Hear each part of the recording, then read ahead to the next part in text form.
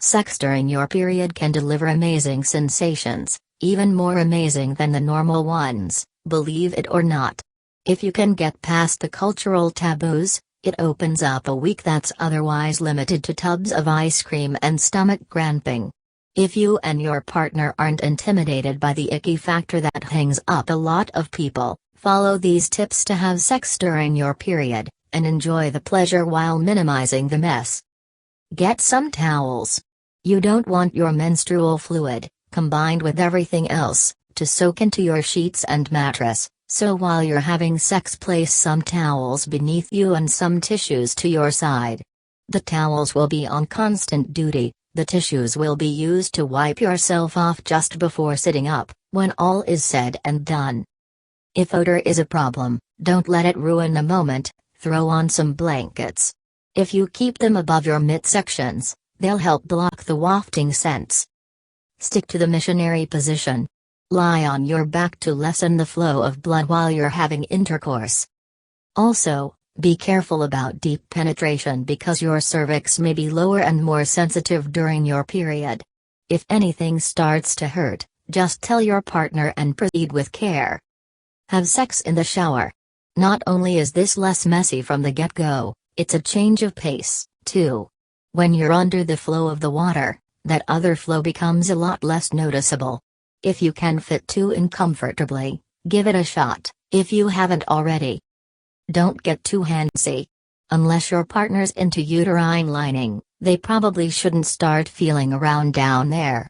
However, if you're the type that needs loads of foreplay, you're in luck. You already have a natural lubricant, so your partner's fingers, and whatever else, can have the night off. That doesn't mean you should skip the foreplay entirely. No, that's a travesty. Just use it as an excuse to experiment with new tricks and moves. Stick to your lighter days. This just makes sense. If you know that days 3-5 are lighter than days 1 and 2, just keep your panties on for that 48 hours. Let the anticipation build and avoid any awkward trips to the laundromat. If it doesn't bother your partner and they're totally down for day 1 sex, evaluate your concerns. Maybe it's something you could get over. After all, it's no less sanitary than what you've been doing. It's just a bit redder. Take a shower after. There will probably be at least a little something on your skin that needs to be washed off. If you didn't do the deed in the shower, hop in after for at least a quick rinse. You'll feel better, too. If you're using toys during this time, get those things sanitary immediately. Putting it off will only result in a, less than glamorous experience. All in all, get everything hygienic as quickly as possible. Staying clean and healthy. Use contraception. When you're on your period, you're at higher risk for STDs and pelvic infections. What's more, you're less likely to get pregnant, sure, but it's not impossible. So if you thought this was your ticket to ride, sorry, you still gotta stay safe. Here are some of your options. Diaphragms do double duty as birth control devices and as menstrual cups to inhibit flow. Sometimes, diaphragms can be felt during sex, and removal can be messy.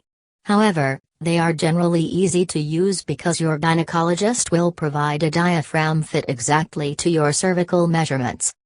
Contraceptive sponges are foam devices soaked in spermicide that are inserted into your vagina during sex. They can prevent pregnancy and have the side benefit of absorbing flow, although they don't prevent STDs.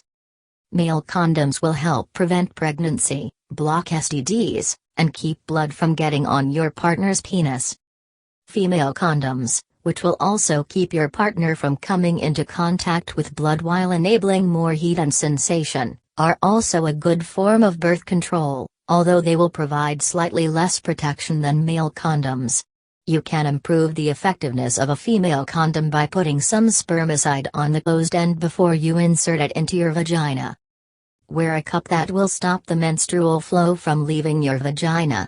Wear a menstrual cup for sexual play that doesn't involve intercourse.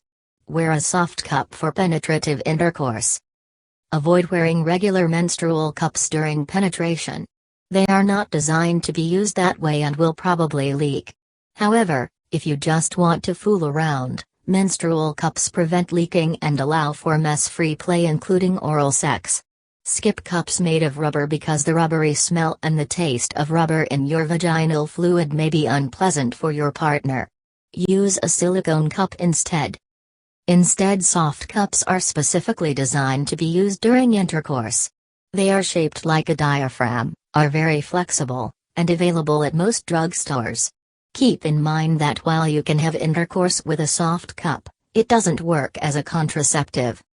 Know that sperm can stay alive for up to 72 hours. That's 3 days those little guys have to swim around doing whatever they dang well please.